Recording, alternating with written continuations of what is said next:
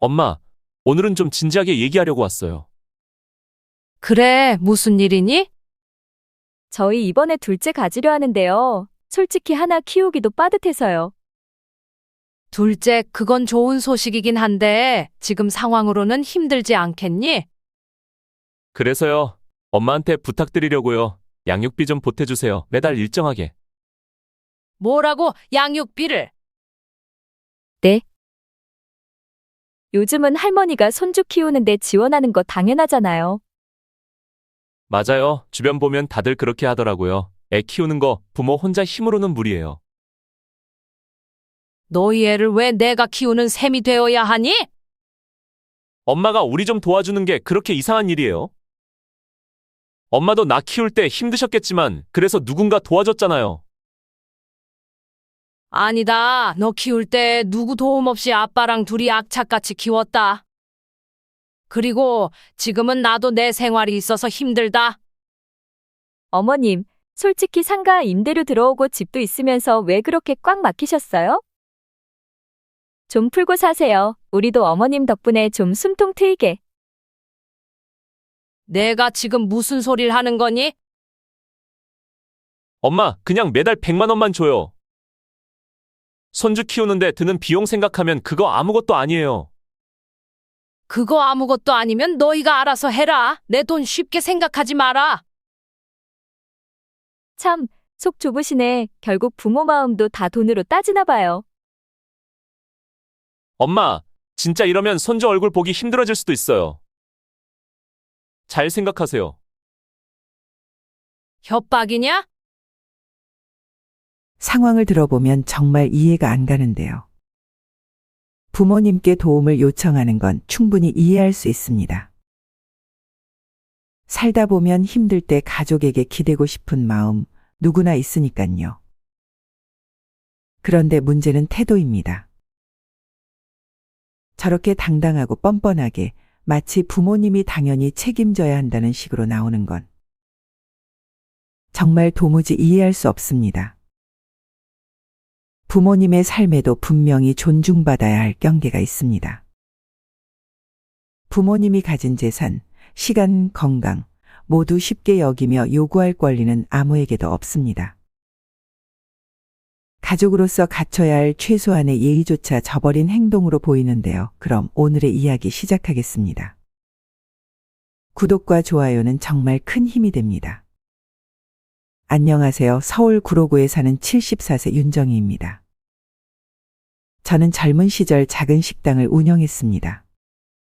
식당은 규모는 작았지만 언제나 단골 손님들로 북적였고 덕분에 아이들을 키우는데 큰 힘이 되었어요. 지금은 노후를 대비해 마련해둔 상가로 생활비를 충당하며 조용히 살아가고 있습니다. 하지만 요즘 저는 아들과의 갈등으로 몸과 마음이 많이 힘이 듭니다. 아들이 상가 임대 문제를 둘러싸고 말도 안 되는 요구를 해오고 그 과정에서 참을 수 없는 배신감을 느끼게 되었거든요. 이야기를 들려드리기에 앞서 제게 따뜻한 위로와 격려의 댓글 부탁드립니다. 구독과 좋아요는 저에게 큰 힘이 됩니다. 오늘은 아들이 상가 임대 문제로 갈등을 빚다가 결국 손주를 볼 수 없게 되었다고 협박까지 하게 된 사연, 그리고 제가 상가 임대차 계약을 이용해 조용히 복수하게 된 이야기를 들려드리겠습니다. 결혼식을 치른 지 한 달쯤 지난 어느 봄날 오후였습니다. 따스한 햇살이 거실 창으로 스며들던 조용한 시간에 아들이 저를 찾아왔습니다. 평소보다 어딘가 긴장한 얼굴이었고 곧 말을 꺼낼 듯 망설이는 기색이 역력했습니다. 엄마 시간 좀 괜찮아요? 그래, 무슨 일이냐? 얼굴이 왜 그렇게 굳었니? 아들은 잠시 머뭇거리더니 이내 조심스럽게 입을 열었습니다. 사실 엄마 상가 있잖아요. 거기에 제가 작은 가게 하나 열어보려고 해요. 요즘 괜찮은 자리를 찾기 너무 힘든데 엄마 건물은 위치도 좋고 상권도 괜찮잖아요. 월세는 꼭 드릴게요. 부담 안 드리려고 해요.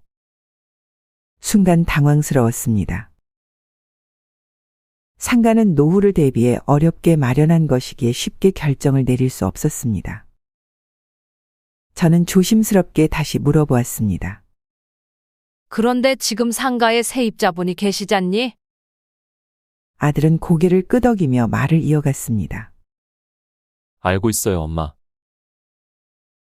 그런데 세입자 아저씨가 요즘 장사가 잘 안 된다고 하시더라고요. 계약 끝나면 자연스럽게 정리하고 저한테 넘기면 될 것 같아요. 저는 손에 들고 있던 찻잔을 내려놓으며 깊은 숨을 내쉬었습니다. 지금 세입자와 별 문제 없이 지내온 터라 쉽게 결정하기가 망설여졌습니다. 그래도 오랫동안 계셨던 분인데 괜찮겠니? 괜히 오해라도 생기면 곤란하지 않을까? 아들은 손사래를 치며 급히 말했습니다. 걱정 마세요, 엄마. 세입자 아저씨도 이미 다른 자리 알아보고 있다고 했어요. 계약 끝나고 최대한 깔끔하게 정리할게요. 엄마가 욕먹는 일은 절대 없게 할게요. 아들의 간절한 표정에 마음이 흔들렸습니다. 며칠 동안 고민이 깊었습니다. 젊은 시절 허리띠를 졸라매고 악착같이 모은 돈으로 마련한 말 그대로 노후의 버팀목 같은 존재였습니다. 이 상가 하나 믿고 은퇴 후 생활비를 충당할 계획이었기 때문에 쉽게 결정을 내릴 수가 없었습니다. 그러던 어느 날 저녁, 아들이 다시 찾아와 조심스럽게 이야기를 꺼냈습니다. 엄마 그때 이야기 말인데요. 혹시 생각 좀 해보셨어요? 저는 무거운 마음으로 고개를 끄덕였습니다. 많이 생각해봤다. 솔직히 말하면 엄마는 이 상가를 노후 대비용으로 마련해둔 거라 쉽게 결정을 못 내리겠더라. 아들은 제 눈치를 보면서 다시 한번 간곡히 말했습니다. 알아요, 엄마. 엄마가 얼마나 고생해서 마련한 건지도 알아요. 그런데 저 이번 기회 아니면 정말 가게 시작하기 힘들 것 같아요. 엄마가 이번에 도와주시면 나중에 정말 성공해서 꼭 보답할게요. 저는 아들의 말을 들으며 마음이 무겁게 내려앉았습니다. 부모라면 자식이 간절히 부탁할 때 외면하기 쉽지 않은 법이었습니다. 특히나 결혼하고 나서 한참 새 출발을 해야 하는 아들을 생각하면 더욱 그랬습니다. 알겠다. 아들은 눈을 반짝이며 손뼉을 치듯 좋아했습니다. 정말요, 엄마 고마워요. 정말 고마워요. 최선을 다할게요. 엄마 절대 실망시키지 않을게요. 저는 아들의 기쁨 가득한 모습을 바라보며 속으로 조용히 다짐했습니다. 제발 이 결정이 후회로 남지 않기를. 상가를 빌려주기로 결심한 뒤 저는 다시 한번 깊이 고민했습니다. 처음 장사를 시작하는 아들에게 과연 시세에 맞는 월세를 받는 것이 맞는 일일까? 사업이 자리 잡기 전까지는 적지 않은 부담이 될 게 뻔했기 때문입니다. 그래서 저는 결국 큰 결단을 내렸습니다. 월세는 거의 받지 않고 대신 기본 관리비만 따로 받기로 마음을 정했습니다. 그 정도 금액이라면 저도 생활비에 조금 보탤 수 있고 아들도 초기 운영에 숨통을 틀 수 있을 거라 생각했습니다. 며칠 뒤 아들을 다시 불러 따로 이야기를 나눴습니다. 내가 처음 시작하는 거니까 월세는 거의 안 받기로 했다. 관리비 정도만 받아서 생활비에 보태려고 한다. 아들은 제 말을 듣고는 눈이 동그래졌습니다. 놀라움과 고마움이 뒤섞인 얼굴로 저를 바라보았습니다. 엄마 정말 괜찮아요. 너무 부담드리는 것 같아서 죄송해요. 저는 손을 내저으며 아들을 안심시켰습니다. 괜찮다. 엄마도 내가 잘 되길 바라는 마음이야. 대신 너도 최선을 다해서 열심히 해라. 이렇게 해서 아들은 큰 부담 없이 상가의 가게를 열 준비를 시작할 수 있게 되었습니다. 저는 속으로 시작이 반이다 생각하며 아들의 앞날에 조용히 힘을 보태기로 했습니다. 가게 문을 연 첫 달, 아들은 정말 자주 저를 찾아왔습니다. 가끔은 장사를 시작하기 전 아침 일찍 들러 고개를 꾸벅 숙이며 인사를 하기도 했고, 늦은 저녁 장사를 마친 뒤 들려서 엄마 덕분에 여기서 시작할 수 있었어요. 라며 고마운 마음을 전하기도 했습니다. 엄마 오늘 하루도 무사히 장사 끝냈어요. 진짜 엄마 덕분이에요. 고맙습니다. 저는 그런 아들의 모습이 대견하고 흐뭇해서 늘 따뜻한 밥 한 끼라도 챙겨주려 했습니다. 가끔은 집으로 불러 소박한 저녁상을 차려주기도 했습니다. 그럴 때마다 아들은 이 맛에 힘이 나네요. 라며 웃어주었고 저 역시 아들이 잘 자리 잡을 것 같아 마음이 놓였습니다. 하지만 시간이 조금씩 흐르면서 변화가 찾아오기 시작했습니다. 아들은 어느 순간부터 찾아오는 횟수가 줄어들었습니다. 처음에는 바쁘겠거니 이해하려 했습니다. 장사라는 게 처음부터 순탄할 리 없으니 몸도 마음도 여유가 없겠지 생각했습니다. 요즘은 얼굴 보기 힘들구나. 힘들어도 건강 챙겨야 한다. 가끔 전화를 걸어 안부를 물으면 아들은 짧게 답하고는 서둘러 전화를 끊었습니다. 지금 바빠요, 엄마. 나중에 다시 전화할게요. 그런 말만 남긴 채 말입니다. 저는 서운한 마음을 애써 눌렀습니다. 바쁘게 일하는 게 좋은 거라며 스스로를 위로했습니다. 하지만 점점 아들의 발길이 끊기고 전화조차 드물어지자 마음 한켠에 쓸쓸함이 밀려오기 시작했습니다. 아들이 가게를 열고 나서 하루 종일 땀을 뻘뻘 흘리며 일하는 모습을 보면서도 며느리는 좀처럼 가게에 얼굴을 비추지 않았습니다. 처음 가게를 오픈할 때만 잠시 들러 사진 몇 장 찍고는 그 이후로는 거의 오지 않았습니다. 저는 마음속으로 며느리가 아들을 조금이라도 도와주길 기대했습니다. 처음 사업을 시작하면 손 하나라도 더 필요한 법인데. 아들이 홀로 이리저리 뛰어다니며 손님을 받고 물건을 정리하는 모습을 보면 안쓰럽기 그지없었습니다. 가게에 사람 손이 부족한데 며느리는 안 도와주니? 아, 글쎄요, 엄마. 가게 일은 자기 스타일이 아니라고 하네요. 집안일만으로도 바쁘다고 하더라고요. 아들의 말에 저도 더는 뭐라 할 수 없었습니다. 물론 집안일이 바쁘긴 하겠지만 한창 힘든 시기에 남편을 조금이라도 거들 생각이 없는 며느리의 태도는 쉽게 이해가 되지 않았습니다. 주말이나 손님이 몰리는 시간에도 아들은 홀로 고군분투했습니다. 가게 앞을 지나칠 때마다 저는 창 너머로 허둥지둥하는 아들의 모습을 보며 속이 타들어갔습니다. 가까운 가족조차 이렇게 외면하는데 누가 도와줄까? 저는 마음 한켠이 먹먹해지며 조용히 한숨을 내쉬었습니다.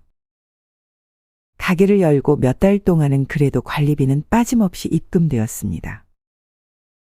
매달 정해진 날짜의 소액이지만 생활비에 도움이 되어 고마운 마음이 컸습니다. 그런데 여름이 막 시작되려던 무렵부터 이상한 기운이 느껴지기 시작했습니다. 약속한 날짜가 지나도 관리비가 입금되지 않았고 며칠을 기다려도 아무 말이 없길래 결국 제가 먼저 전화를 걸었습니다. 이번 달 관리비가 아직 안 들어왔더라. 무슨 일 있니? 아들은 어딘가 미안한 듯하면서도 지친 목소리로 대답했습니다. 엄마 이번 달은 어렵겠어요. 장사가 생각보다 너무 안 돼서 적자가 나버렸어요. 물론 장사가 쉽지 않다는 것은 알고 있었지만 관리비마저 내지 못할 정도로 상황이 안 좋을 줄은 몰랐습니다. 그래도 최소한의 약속은 지켜야 하지 않겠니? 엄마도 생활비에 보태려고 받는 거다. 아들은 한숨을 쉬며 말을 이었습니다. 알죠, 엄마. 근데 진짜 이번 달만 좀 이해해줘요. 다음 달엔 꼭 정리해서 드릴게요. 그 말을 듣고 저는 더는 쫓지 않기로 했습니다. 사업 시작 초기에 흔히 겪는 일이라 생각하며 저 역시 참고 기다리기로 했습니다. 하지만 그 다음 달에도 상황은 나아지지 않았습니다. 처음 몇 번은 그럴 수 있다고 이해하려 했습니다. 장사라는 게 시작부터 잘 풀리는 경우는 드물고 아들도 나름 애를 쓰고 있다는 걸 알기에 저는 기다리는 쪽을 선택했습니다. 하지만 관리비가 2달, 3달 연속 밀리면서 마음이 점점 무거워졌습니다. 생활비에 보탤 요량으로 받던 돈이 끊기니 저 역시 빠듯해지기 시작했습니다. 결국 어느 날 저는 조심스럽게 아들에게 전화를 걸었습니다. 요즘도 많이 힘들지? 그런데 이번 달 관리비는 언제쯤 줄 수 있을까? 전화기 너머로 들려오는 아들의 목소리는 지쳐 있었습니다. 엄마 죄송해요. 이번 달도 사정이 여의치 않아서 조금만 더 기다려주세요. 항상 같은 말이었습니다. 나중에 드리겠다. 그저 막연한 약속뿐 구체적인 날짜나 계획은 들을 수 없었습니다. 저는 그때마다 마음을 다잡았습니다. 조금만 더 기다려보자 자식이니 믿어야지. 하지만 달마다 반복되는 상황에 점점 서운함과 걱정이 뒤섞여 갔습니다. 그렇게 저 혼자 가슴을 졸이며 시간을 보내는 날이 늘어나기 시작했습니다. 그날은 평소처럼 조용한 오후였습니다. 아들과 며느리가 집에 들렀고 잠시 후 거실에 앉아 이런저런 이야기를 나누던 중 뜻밖에도 며느리가 불편한 표정을 지으며 입을 열었습니다. 아, 그런데요, 엄마. 저희끼리 얘기하는 건데. 엄마가 요즘 돈에 너무 집착하시는 것 같다고 오빠가 그러더라고요. 순간 제 귀를 의심했습니다. 말문이 막혀 아무 대답도 할 수 없었습니다. 아들의 입을 빌려 그런 말을 전하는 며느리의 태도도 이해할 수 없었고 굳이 왜 저런 말을 내게 전해야 했는지도 알 수 없었습니다. 저는 억지로 미소를 지으며 대답했습니다. 그래, 그런 생각이 들 수도 있겠구나. 알겠다. 하지만 마음 한쪽에서는 싸늘한 서운함이 올라오는 걸 어찌할 수 없었습니다. 그동안 관리비 이야기를 꺼내는 것도 얼마나 조심스러웠는데 자식 걱정에 한마디 던진 것이 결국 돈에 집착하는 사람처럼 비춰졌다는 사실이 참담했습니다. 그날 이후 저는 아들과 며느리 앞에서 말조차 아끼게 되었습니다. 어차피 무슨 말을 해도 곱게 될 텐데 괜히 입을 열어봤자 무엇하겠나. 저는 속으로 그렇게 생각하며 혼자 마음을 달래야 했습니다. 처음에는 전혀 몰랐습니다. 그저 장사가 힘들고 생활이 빠듯하니 서로 예민해졌겠거니 생각했습니다. 그런데 어느 날부터인가 동네 상인들 사이에서 수군거리는 소리가 들리기 시작했습니다. 자세히 들은 것은 아니었지만 상가 주인이 돈 욕심이 심하다는 말이 심심찮게 들려왔습니다. 처음엔 설마 했습니다. 하지만 소문은 점점 더 구체적으로 퍼졌고 결국 손님인 척 가장하고 가게를 찾은 지인이 진실을 알려주었습니다. 저기 사실은요. 요즘 여기 상인들 사이에 이상한 얘기 도는 거 아세요? 이상한 얘기라니요? 무슨 말씀이세요? 지인은 조심스럽게 주변을 살피더니 낮은 목소리로 말을 이었습니다. 아드님이 가끔 손님들한테 엄마 욕을 한대요. 상가 주인이 돈독이 올라서 장사하기 힘들게 만든다고. 그 말을 듣는 순간 온몸이 얼어붙는 듯 했습니다. 내 아들이 세상에 나를 그렇게 험담하고 다닌다는 사실을 믿고 싶지 않았습니다. 저는 애써 태어난 척했지만 심장이 쿵쾅거리고 손끝이 떨렸습니다. 내가 아들을 위해 해준 게 얼마인데. 그날 이후 저는 동네를 지날 때마다 누군가 뒤에서 수군거리는 듯한 기분에 시달렸습니다. 차마 얼굴을 들고 다니기도 부끄러웠습니다. 자식 키운 죄밖에 없는 제가 왜 이런 수모를 겪어야 하나. 지인의 말을 듣고 난 뒤 심장이 순간 얼어붙는 듯 했습니다. 믿었던 아들이 세상에 나를 그렇게 이야기하고 다녔다는 사실은 참으로 쓰렸습니다. 하지만 저는 주저앉거나 소리내어 울지 않았습니다. 그저 조용히 눈을 감고 깊게 숨을 들이쉬었습니다. 그래봐야 내 아들인데. 괜히 감정 섞어봤자 무슨 소용이 있겠나. 그날 밤 혼자 앉아 차 한 잔을 우려 마시며 스스로 마음을 다잡았습니다. 자식 키우는 일이 다 그런 것 아니겠느냐며 속으로 삼키고 또 삼켜야 하는 게 부모의 몫이라 생각했습니다. 다음 날 아들이 전화를 걸어왔을 때도 저는 평소처럼 대했습니다. 엄마 뭐해요? 바쁘세요? 아니, 괜찮다. 내 목소리 들으니 좋구나. 겉으로는 담담하게 이야기했지만 마음속 깊은 곳에서는 작은 금이 선명히 퍼지고 있었습니다. 그 금이 언젠가 아프게 벌어질 것을 알면서도 저는 품위를 잃지 않기로 결심했습니다.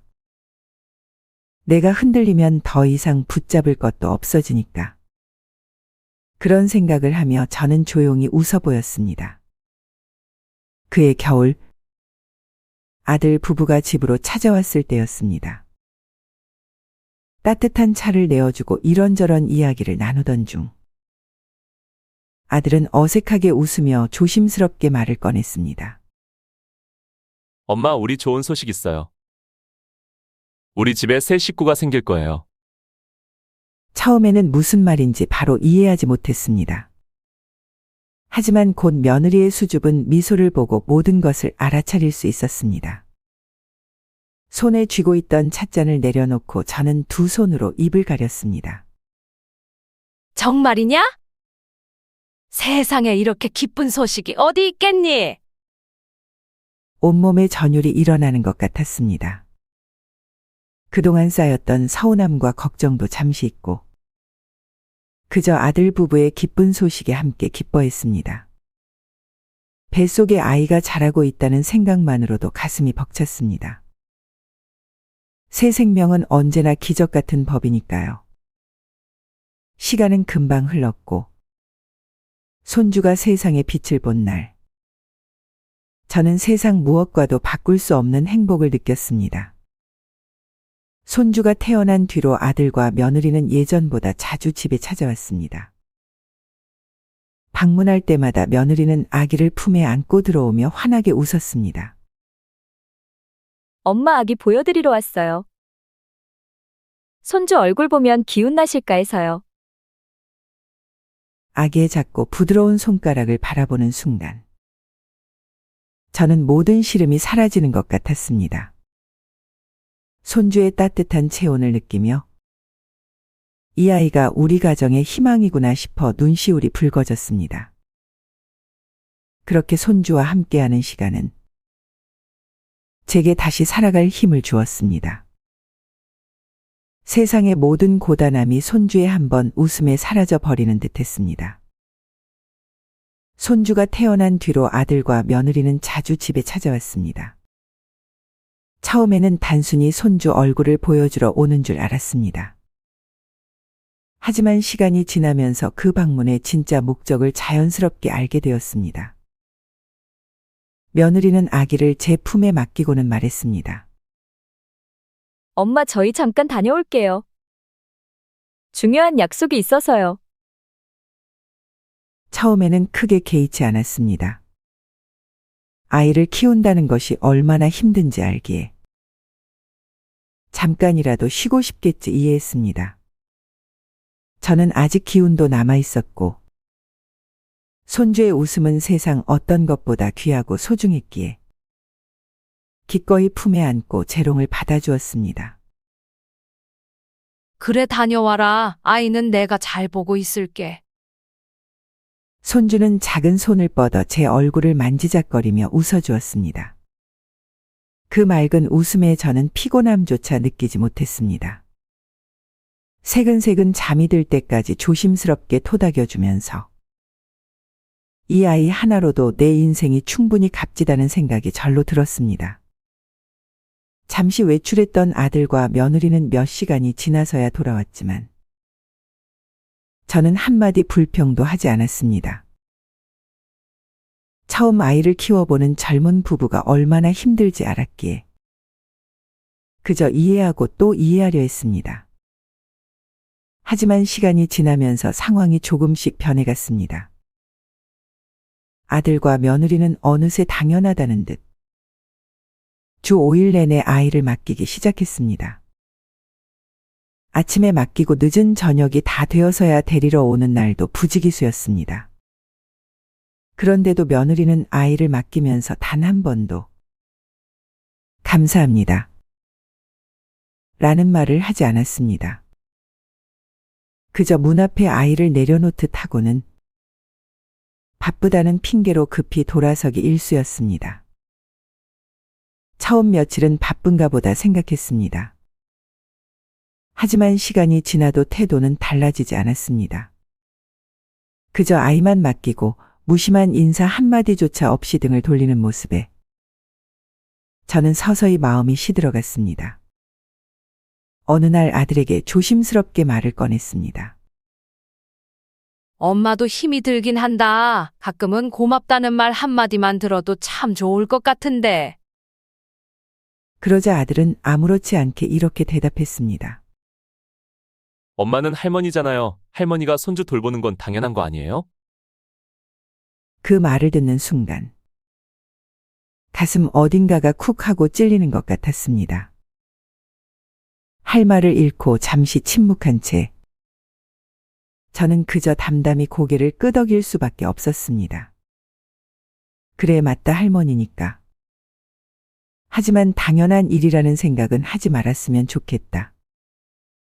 저는 속으로만 그렇게 되뇌며 다시 한번 품속에 손주를 따스하게 안아주었습니다.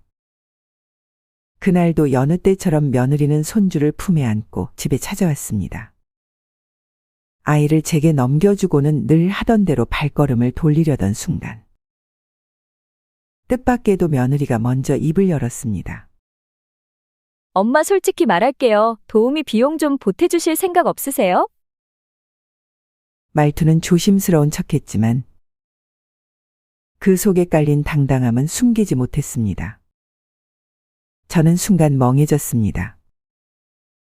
그동안 주 5일 내내 손주를 맡아주면서도 감사 인사 한마디 받지 못했던 것만으로도 충분히 서운했는데 이제는 돈까지 보태달라는 말을 듣고 있으니 가슴 한구석이 싸늘하게 식어내려갔습니다. 저는 담담한 목소리로 대답했습니다. 미안하다. 손주를 돌보는 건 내 책임이 아니다. 너희가 알아서 해야 할 일이다. 짧고 단호한 한마디였습니다. 괜히 변명이나 사과를 덧붙이지도 않았습니다. 그 순간만큼은 부모로서의 마음과 인간으로서의 자존심을 지키고 싶었습니다.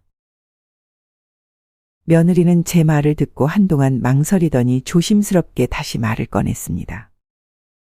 엄마 매번 이렇게 맡겨서 정말 죄송해요. 그런데 저도 잠깐이라도 제 시간이라는 게 필요해서요.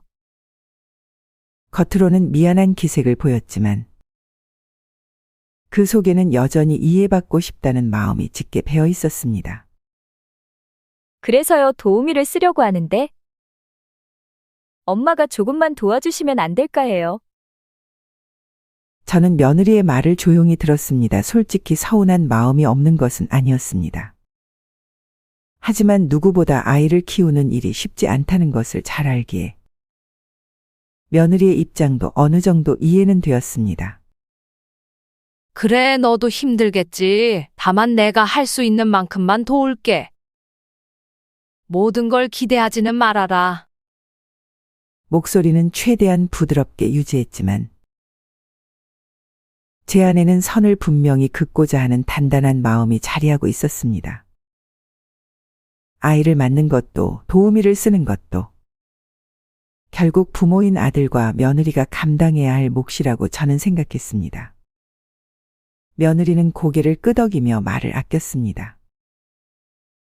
저는 그런 며느리의 모습을 바라보며 서로 조금씩 이해하고 조심스럽게 거리를 지켜야 한다는 생각을 다시 한번 다잡았습니다.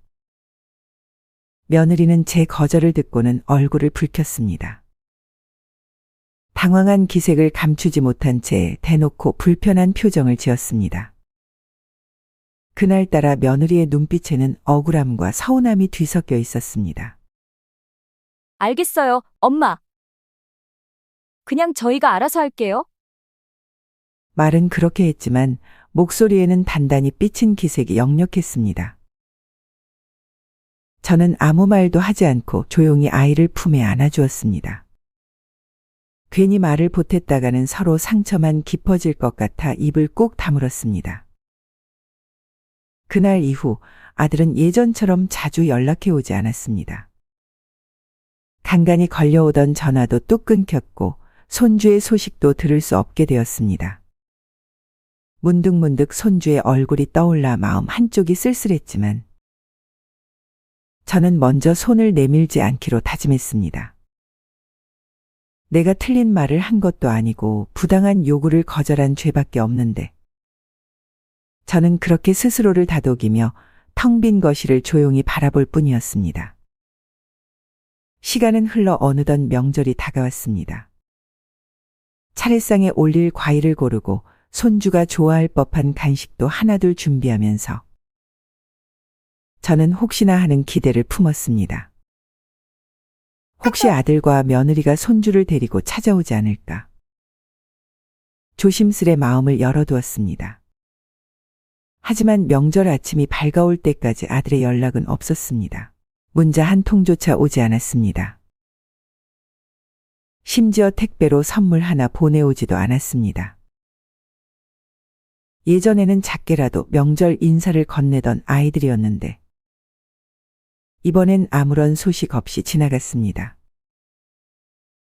오히려 이웃집에서 들려오는 웃음소리, 가족들이 오가는 모습을 바라보며 저는 쓸쓸한 거실 한켠에 가만히 앉아 있었습니다. 남편이 조심스럽게 말을 꺼냈습니다. 올해는 그냥 우리끼리 조용히 보냅시다. 괜히 기대했다가 속만 상한다. 저는 고개를 끄덕이며 말했습니다. 그래. 우리 둘만 있어도 괜찮아요. 괜히 마음 아플 필요 없어요. 겉으로는 담담한 척했지만 마음 한구석에는 작은 구멍이 뚫린 듯 했습니다. 그래도 명절인데 안부 한마디쯤은 할 수 있었을 텐데. 속으로 그렇게 생각하면서도 더 이상 원망하지 않기로 했습니다. 자식이라는 이유로 기대했던 제 자신만 다그치며 조용히 그날을 보냈습니다. 어느 날 평소 알고 지내던 부동산 중개인이 반가운 인사를 건네며 다가왔습니다. 동네 이야기를 나누던 중 중개인은 자연스럽게 제 상가 이야기를 꺼냈습니다. 요즘 상가 시세 많이 올랐어요. 어머님. 그러고 쪽은 최소 2배는 뛴 거 아시죠? 저는 깜짝 놀랐습니다. 분명 몇 년 전만 해도 적정 수준이라 생각했던 월세였는데 이제는 시세와 비교하면 턱없이 낮은 금액이라는 것을 새삼 깨닫게 되었습니다. 한참 동안 마음속으로 생각을 거듭했습니다. 아들이지만 현실을 무시할 수는 없지. 나도 생활비가 점점 부족해지고 있는데 더 늦기 전에 바로잡아야 한다. 그래서 며칠을 고민한 끝에 조심스럽게 아들에게 이야기했습니다. 아들아, 요즘 시세가 많이 올랐어. 관리비만 받는 건 이제 힘들 것 같아. 다른 세입자들이 내는 수준에 맞춰서 월세를 조금 조정할까 하는데. 아들은 제 말을 듣자마자 얼굴빛이 굳어졌습니다. 엄마, 저도 지금 상황이 여유롭지 않아요. 더는 못 내요. 월세 올리면 진짜 버티기 힘들어요. 아들의 말투는 단호했습니다. 그 한마디에 저는 입을 다물 수밖에 없었습니다. 가족이니까란 생각이 머리를 스치면서도 현실 앞에 흔들리는 제 마음은 어쩔 수 없이 무거워졌습니다. 저는 조용히 고개를 끄덕이며 말을 삼켰습니다. 그래, 한 번 더 참자. 하지만 영원히 이렇게 갈 수는 없다. 저는 스스로를 다독이며 다시 한번 마음을 다잡았습니다. 상가 시세 이야기가 오간 뒤 집안 분위기는 미묘하게 변해갔습니다. 겉으로는 별일 없는 듯했지만 어딘가 냉랭한 기운이 감돌았습니다. 그러던 어느 날 평소 알고 지내던 이웃이 조심스레 다가왔습니다. 커피 한 잔을 함께 나누던 자리였습니다. 저기 아주머니. 그냥 참고만 하세요. 요즘 동네에 좀 안 좋은 소문이 돌아요. 저는 괜히 가슴이 철렁 내려앉았습니다. 무슨 소문이요? 이웃은 잠시 망설이다가 조심스럽게 말을 이어갔습니다. 아드님 며느리분이 지인들한테 그런 얘기를 했다더라고요. 시아버지, 시어머니가 돈 욕심 부려서 장사 못하게 한다고요. 순간 머리가 멍해졌습니다. 어디선가 조용히 일고 있던 불씨가 확 타오르는 것만 같았습니다. 그동안 아들과 며느리를 믿고 가능한 한 배려해왔던 제 마음이 한순간에 무너져 내리는 기분이었습니다. 어떻게 이런 말을 할 수 있을까? 가족이라는 이유로 참고 이해해왔던 내 마음은 무슨 의미였을까? 저는 깊은 숨을 내쉬었습니다. 화가 나기보다 가슴 한쪽이 서늘해지는 느낌이 더 컸습니다. 결국 그 소문은 멀리 돌아 제 귀에도 정확히 들려왔습니다. 저는 다시 한번 마음속에 조용히 다짐했습니다. 자식이라는 이유로, 가족이라는 이유로 너무 많은 것을 참아왔던 걸까? 밤이 깊어갈수록 생각은 꼬리에 꼬리를 물었습니다. 그러나 저는 한 가지 결심을 굳게 다졌습니다. 다시는 기대하지 말자. 가족이라고 해서 모든 걸 용서할 필요는 없다. 나 자신을 지키는 것이 먼저다. 저는 그렇게 조용히 그리고 단단히 마음을 다잡았습니다. 도우미 비용을 거절한 뒤부터 아들은 눈에 띄게 달라졌습니다. 전에는 어색하더라도 최소한의 예의는 지켰지만 이제는 연락조차 의무처럼 해오는 듯한 느낌이 들었습니다. 말투도 짧아졌고 통화 내내 서둘러 전화를 끊으려는 기색이 역력했습니다. 저는 그런 변화를 애써 모른 척했습니다. 괜히 상황을 더 불편하게 만들고 싶지 않았기 때문입니다.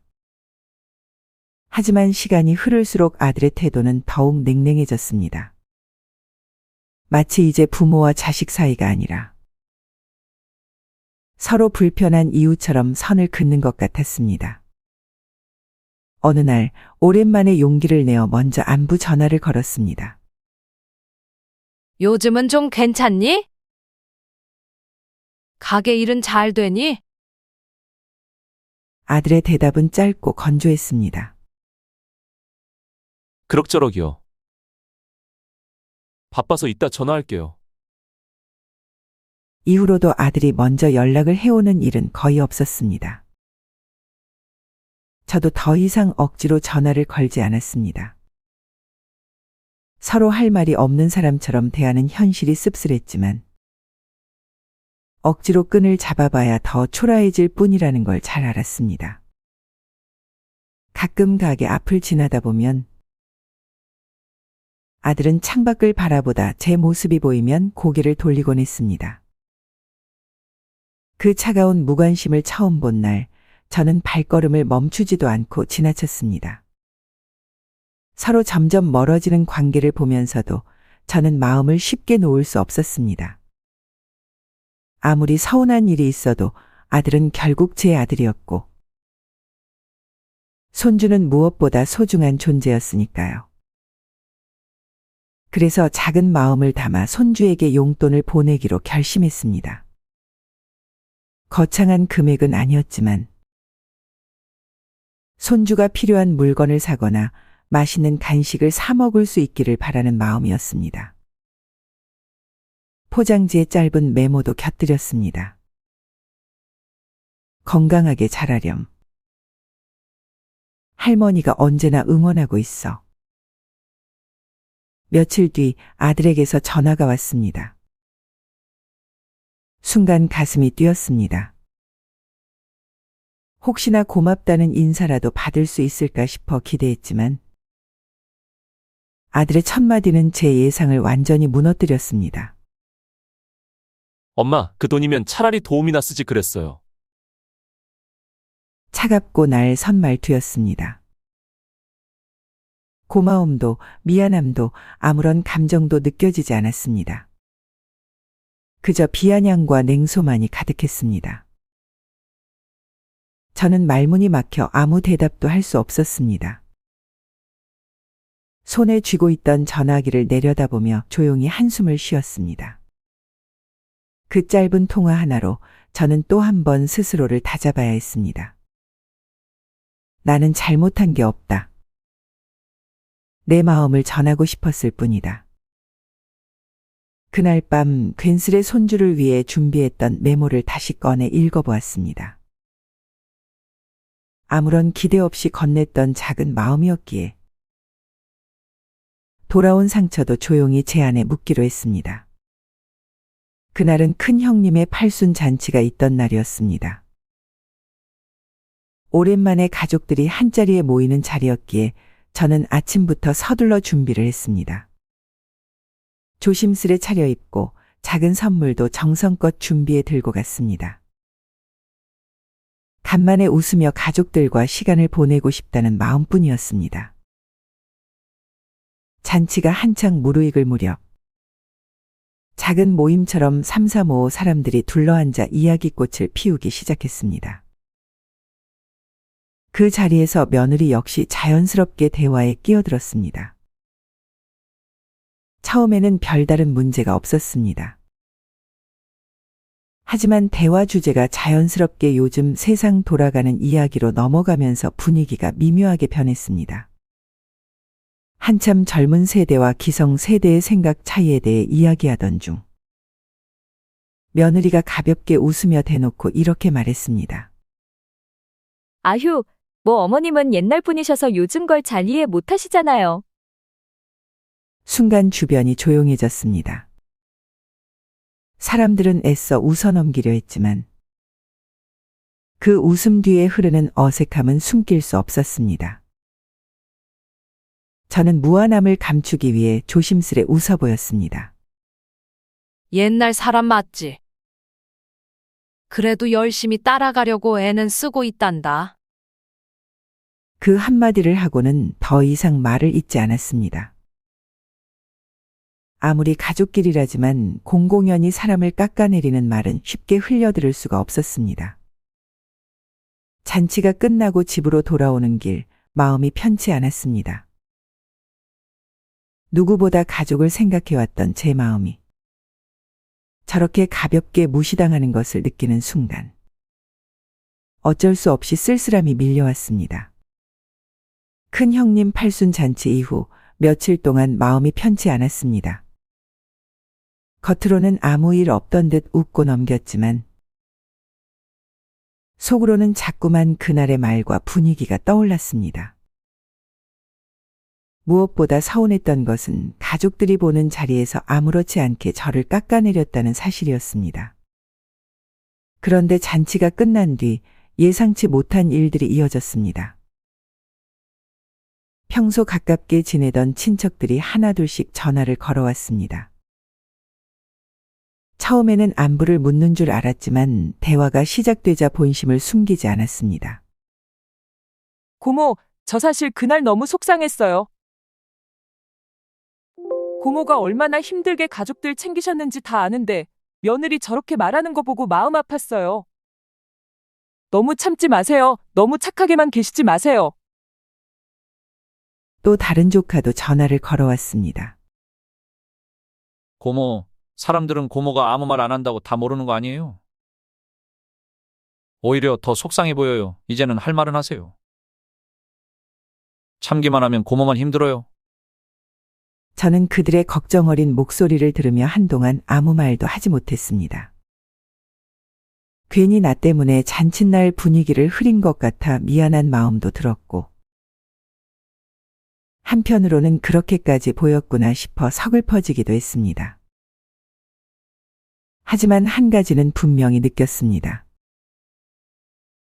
세상에 절대 혼자 서 있는 것은 아니라는 것.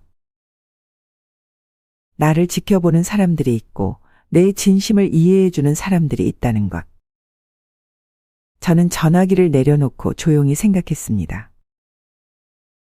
상처를 주는 말 앞에 너무 무력하게 서 있지 말자. 그 결심이 마음속에서 천천히 단단해져 갔습니다. 그날은 별다른 예고도 없이 아들이 집으로 찾아왔습니다. 평소와 다르게 얼굴이 잔뜩 굳어 있었고 무언가를 단단히 마음먹은 듯한 눈빛이었습니다. 저는 조심스럽게 차를 내오며 물었습니다. 무슨 일로 이렇게 급하게 왔니? 아들은 찻잔을 손에 들지도 않고 곧바로 말을 꺼냈습니다. 엄마, 단도직입적으로 말할게요. 엄마가 앞으로 매달 도우미 비용 100만 원을 보태주지 않으면 손주 못 볼 줄 아세요. 순간 시간이 멈춘 것 같았습니다. 귀를 의심할 정도로 충격적인 말이었지만 저는 신기하게도 얼굴 표정 하나 변하지 않았습니다. 단 한순간 가슴 한가운데에 얼음처럼 차가운 기운이 퍼졌지만 겉으로는 아무렇지 않은 듯 침착하게 찻잔을 내려놓았습니다. 저는 천천히 일어섰습니다. 그리고 아들을 바라보며 단 한마디도 하지 않았습니다. 어떤 변명도 감정 섞인 항의도 하지 않았습니다. 그저 고개를 살짝 끄덕인 뒤 조용히 자리에서 떠났습니다. 방 안에 앉아 조용히 심호흡을 하며 마음을 가라앉히려 애썼습니다. 거실에서는 무거운 침묵이 흘렀고 잠시 후 남편의 낮은 목소리가 들려왔습니다. 너 지금 제정신이냐? 거칠지만 또렷한 목소리였습니다. 방 안에 있었지만 문 너머로 남편과 아들의 대화가 고스란히 들려왔습니다. 아빠, 그냥 엄마가 조금만 도와주시면 되는 거잖아요. 왜 그렇게 어렵게 생각하세요? 남편은 한동안 침묵했습니다. 그 침묵이 오히려 방안을 꽉 채우는 듯 무거웠습니다. 그리고 이어진 남편의 말은 단호하고 분명했습니다. 아이고 이 새끼야. 정신 차려. 네가 아내를 잘못 만난 거니 아니면 우리가 널 잘못 키운 거니? 너 지금 상황 판단도 제대로 못하고 이렇게 살다간 평생 그 모양 그 꼴로 살 거다. 남편의 목소리는 더 이상 참을 수 없는 울분으로 떨리고 있었습니다. 아들은 아무 말도 하지 못했습니다. 한동안 고요가 흐르고 곧 무겁게 닫히는 현관문 소리가 들려왔습니다. 저는 방 안에서 조용히 눈을 감았습니다. 분노와 슬픔이 뒤섞여 있었지만 그 순간만큼은 남편이 대신 해준 말 한마디가 참 고맙게 느껴졌습니다. 이제는 부모라는 이름 아래 모든 걸 참아야 할 이유가 사라졌다는 것을 저는 아주 뼈저리게 깨닫고 있었습니다. 아들과의 갈등이 극에 달한 밤, 저는 서랍 깊숙이 넣어두었던 부동산 계약서를 꺼냈습니다. 손끝에 종이의 차가운 감촉이 느껴졌지만 저는 마음을 가다듬고 천천히 한 장 한 장을 펼쳐 읽기 시작했습니다. 계약서에는 제가 분명히 명시해 두었던 조항이 또렷이 적혀 있었습니다. 임대차 계약은 2년간 유효하며 별도의 합의가 없을 경우 자동 갱신되지 않는다. 저는 한참 동안 계약서 문구를 다시 읽고 또 읽었습니다. 혹시라도 빠뜨린 부분은 없는지, 혹시라도 오해할 소지가 없는지.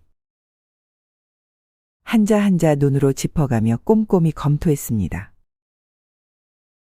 옆에서 함께 계약서를 들여다보던 남편이 무겁게 한마디 했습니다. 잘했어. 그때 이 조항 안 넣었으면 진짜 끌려다닐 뻔했어. 저는 고개를 끄덕이며 조용히 대답했습니다. 응. 이제는 법대로 하자. 감정 섞지 말고 그냥 원칙대로. 그 말을 하면서도 마음 한켠이 서늘하게 식어갔습니다. 아들과 이런 식으로 거리두기를 해야 한다는 현실이 서글펐지만 지금은 무엇보다 제 삶을 지키는 것이 먼저라는 걸 뼈저리게 느끼고 있었습니다. 저는 조용히 계약서를 다시 접어 서랍에 넣었습니다. 그리고 스스로에게 다짐했습니다. 서두르지 말자. 차분히 정확히 계약 만료일을 기다리자. 어떤 말에도 어떤 감정에도 흔들리지 않고 정해진 날짜에 맞춰 모든 것을 정리하겠다고. 그날 이후 저는 조용히 시간을 세기 시작했습니다. 마치 겨울이 지나고 봄이 오기를 묵묵히 기다리는 사람처럼 차가운 인내 속에서 조금씩 마음을 다잡아갔습니다. 제가 계약 만료일까지 묵묵히 기다리기로 결심한 이후 아들은 제 반응을 살피며 점점 태도를 바꾸기 시작했습니다. 처음에는 도우미 비용만 요구하더니 나중에는 손주를 봐주는 시간까지 따로 정해달라고 했습니다. 심지어 어떤 날은 직접적인 지원까지 요구하며 목소리를 높였습니다. 엄마, 최소한 손주 어린이집 비용 정도는 내주셔야 하는 거 아니에요? 할머니가 손주 위해서 그 정도도 못 해주시면 너무한 거잖아요. 저는 더 이상 대꾸하지 않았습니다. 그저 차분히 아들의 말을 들을 뿐. 어떤 약속도 어떤 반응도 내비치지 않았습니다. 그러자 아들의 불만은 걷잡을 수 없이 커졌고 결국은 며느리까지 나서서 다른 가족들에게 이야기를 돌리기 시작했습니다. 며느리는 제게 직접 말하지는 않았지만 딸을 통해 그 말을 전해 들었습니다. 엄마 들으실지 모르겠지만 오빠 쪽에서 친척들한테 엄마 얘기 많이 하고 다닌대요. 어머님이 애를 버렸다. 그렇게 말했다고 해요. 그날 밤 저는 조용히 눈을 감고 생각했습니다. 여태껏 믿고 참아온 시간이 어리석었음을 인정했습니다. 가족이라는 이유로 자식이라는 핏줄 하나만 믿고 내 모든 것을 내어준 결과가 지금 이 모양이었다는 것을. 그래서 결심했습니다. 나를 무시하고 짓밟은 대가가 무엇인지 반드시 알게 해주겠다. 참는 것도 오늘까지다. 이제부터는 내 방식대로 되돌려주겠다. 조용하지만 단단한 분노가 심장 깊숙이 자리 잡았습니다. 감정에 휘둘리지 않고 법과 원칙으로 냉정하게 모든 것을 정리할 계획을 세우기 시작했습니다. 한 달 전 계약 만료가 다가오자 저는 아들에게 임대 연장을 하지 않겠다고 통보했습니다. 저는 차분히 말을 꺼냈습니다. 이번 계약은 연장하지 않기로 결심했어. 더 이상 이 집에서 장사를 하게 할 수는 없겠어. 아들은 잠시 놀란 표정을 지었고 곧바로 반응했습니다. 어머니, 그게 무슨 말씀이에요? 여기서 장사 계속해야 하는데 어디다 장사하라고 내쫓는 거죠? 저는 마음을 다잡고 다시 말을 이어갔습니다. 너도 알잖아. 이제 더 이상 이렇게 계속 지원하는 건 너에게도 좋지 않다고 생각해. 다른 곳에서 내 사업을 이어가는 게 나을 거야. 아들은 점점 화가 난 표정을 지으며 목소리를 높였습니다. 그게 말이 돼요? 내가 여기서 몇 년 동안 이 집에서 장사했는데 이렇게 갑자기 내보내는 게 너무하잖아요. 어떻게 그럴 수 있죠? 저는 그의 반응에 무너지지 않고 차분히 대답했습니다. 그동안 고생했지만 이제 내가 스스로 찾아서 할 때가 된 거야. 계속 의존하게 하는 게 너에게도 좋지 않아. 아들의 분노는 더욱 커졌습니다. 진짜 말도 안 돼요. 그렇게 쉽게 결정 내리고 나가라고 하는 거죠? 이제 어디서 장사하라고요? 대체 어떻게 살라는 거냐고요? 저는 더 이상 논의할 여지가 없다는 듯이 말을 마쳤습니다. 이미 내 결정을 내린 거야. 내가 어떻게 할지는 내 몫이지만 나는 더 이상 이 상황을 계속할 수 없어. 아들은 잠시 말없이 서 있었고 그 후 분노에 찬 채로 자리를 떠났습니다. 며느리는 저를 원망하며 손주를 방패 삼아 감정 싸움을 유도하기 시작했습니다. 그녀는 아들을 옆에 두고 저에게 비난을 퍼붓기 시작했습니다. 어머님, 정말 이러실 거예요? 제가 얼마나 힘든지 아시긴 해요. 아이도 돌봐야 하는데 도와주시지도 않고 이제는 그마저도 안 해주시는 거예요? 이게 뭐예요? 그녀는 아들에게도 말을 건넸습니다. 엄마가 이렇게까지 하면 어떡해요? 애가 보고 있잖아요. 이건 너무하잖아요. 엄마, 왜 이러세요? 애를 그런 식으로 대하지 마세요. 애가 보고 있는데 어떻게 그런 말을 할 수 있어요? 어머님은 손주도 안 봐주시면서 저만 힘들게 하세요. 이렇게 할 거면 저도 더 이상 참을 수 없어요. 며느리는 아이를 부르며 제게 다가왔습니다. 아이가 보고 있어요. 이렇게까지 하시면 안 돼요. 손주가 얼마나 기가 막히겠어요. 이렇게 하지 말고 다 같이 지내면 좋겠어요. 제가 손주를 자기들만큼 사랑한다고 착각하고 살았나 봅니다. 저는 그저 묵묵히 그녀의 말을 들었을 뿐 아무런 반응도 보이지 않았습니다. 마음속에서는 여러 가지 생각이 스쳤지만 더 이상 대꾸할 마음이 들지 않았습니다. 저는 아무 말 없이 일어나서 조용히 문을 닫아버렸습니다. 그녀의 목소리가 잠시 들렸지만 저는 그저 문을 닫고 나왔습니다. 계약 종료일 정해진 시간에 맞춰 저는 변호사를 대동해 상가 명부 절차를 밟았습니다. 아들은 예상대로 항의하기 시작했지만 저는 냉정하게 대응했습니다. 그런데 이렇게 빨리 진행하는 건 너무해요. 이런 식으로 처리하는 게 맞는 건지 모르겠어요. 당장 법적 절차를 밟을 거예요. 아드님, 이건 이미 계약서에 명확히 기재된 내용입니다. 아무리 항의하시더라도 서류상 문제는 이미 해결된 상태라 법적으로 반박할 여지가 없습니다. 그게 뭐가 그렇게 중요해요? 한 달 만에 이렇게 처리해버리다니 이게 말이 됩니까? 계약에 따른 절차입니다. 서류상으로 문제가 없다면 더 이상 이에 제기를 하실 수 없습니다. 이미 결정을 내렸고 그에 따라 절차를 진행한 거야. 더 이상 말할 필요 없어. 아들은 끝내 아무런 대응을 할 수 없었고 결국 저는 변호사의 조언을 따라 명부 절차를 마무리했습니다. 그 순간 아들의 표정은 굳어 있었지만 저는 그저 차분히 절차를 밟아나갔습니다. 저는 곧바로 상가를 다시 시장에 내놓았습니다. 상가를 맡긴 부동산 중개인은 현장 조사를 마치자마자 환하게 웃으며 말했습니다. 아주머니, 요즘 여기 시세 많이 올랐어요. 제대로만 홍보하면 금방 세입자 구할 수 있을 겁니다. 저는 담담히 고개를 끄덕였습니다.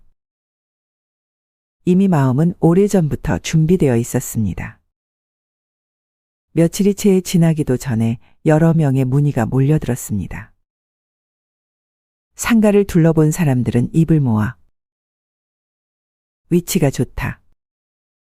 조건이 괜찮다. 고 평가했습니다. 결국 원래 받던 월세의 2배에 달하는 가격으로 새로운 세입자를 단번에 구할 수 있었습니다. 새 세입자는 계약서를 쓰는 자리에서 조심스럽게 물었습니다. 좋은 자리를 왜 이렇게 오래 비워두셨어요?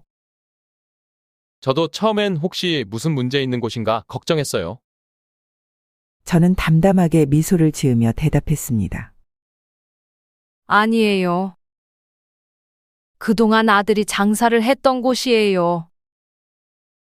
이제 계약이 끝나서 다시 임대 놓는 거랍니다. 새 세입자는 고개를 끄덕이며 말을 이었습니다. 아, 그러셨군요. 자식 키우느라 고생 많으셨겠어요. 저는 별다른 대꾸 없이 웃어 보였습니다. 그 순간만큼은 긴 시간 품어왔던 지난 세월이 조용히 정리되는 듯한 기분이 들었습니다.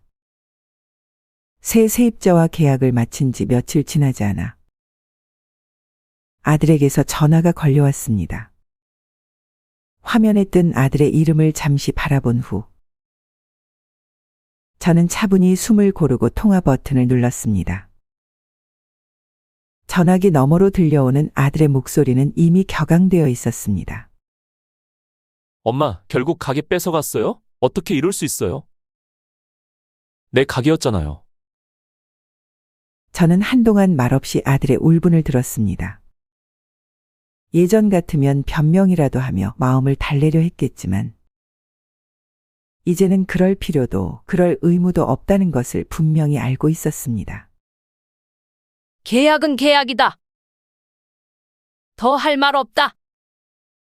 짧게 그렇게 말한 뒤 저는 통화를 단호하게 끊었습니다. 더 이상 감정 섞인 말다툼에 휘말리고 싶지 않았습니다. 이미 충분히 참고 기다렸고 이제는 원칙대로 정리할 뿐이었습니다. 그 이후로 아들은 장사를 정리했습니다. 한동안 버티려 했던 것 같지만 상권 좋은 자리를 잃은 뒤로 매출이 더 이상 오르지 않았다는 이야기가 들려왔습니다. 결국 아들은 모든 짐을 정리하고 서울 외곽 쪽으로 이사를 갔습니다. 가까운 친척을 통해 들은 이야기였습니다. 들었어요? 조카가 결국 가게 접고 멀리 이사 갔대요. 안타깝긴 하지만 본인 선택이니까 어쩔 수 없죠. 저는 그 말을 조용히 듣고 담담하게 대답했습니다. 다 각자의 길을 가는 거지. 이제는 나도 내 길을 가야지. 마음 한켠이 완전히 편할 수는 없었지만 저는 끝까지 품위를 지키며 내 삶을 지키기로 결심했습니다. 아들이 외곽으로 이사 간 뒤 집안은 다시 고요해졌습니다. 매일 울리고 또 울리던 전화벨 소리도 누군가 찾아올까 문득 기대하던 발소리도 사라졌습니다. 대신 조용한 일상이 저와 남편 곁에 남았습니다. 처음 며칠은 어색하기도 했습니다. 텅 빈 거실을 바라보다가 문득문득 과거의 기억이 떠올라 가슴이 저릿하기도 했습니다. 그러나 시간이 지날수록 저는 조용한 이 시간이 얼마나 소중한 것인지 깨닫게 되었습니다. 분주하게 쫓기듯 살던 날들 대신 아침이면 남편과 따뜻한 차 한 잔을 나누고 저녁이면 함께 산책하며 별을 바라보는 소박한 하루하루가 찾아왔습니다. 남편이 어느 날 저녁 말없이 제 손을 잡았습니다. 이제 우리 둘만 편하게 살자. 지나간 일은 다 흘려보내고 앞만 보고 가자. 저는 남편의 손을 꼭 잡으며 고개를 끄덕였습니다. 그래. 과거는 과거일 뿐이야. 우리 오늘부터 새로 시작하자. 과거를 끌어안고 아파하기보다는 남은 시간을 조용히 그러나 단단하게 살아가기로 마음먹었습니다. 누구에게도 휘둘리지 않고 누구에게도 기대지 않는 삶. 오롯이 나와 남편만을 위한 소박하고 평온한 시간. 그렇게 저는 부부만의 조용한 생활로 돌아갔습니다. 그리고 다짐했습니다. 더 이상 과거에 집착하지 않고 매일 아침을 감사한 마음으로 맞이하겠다고.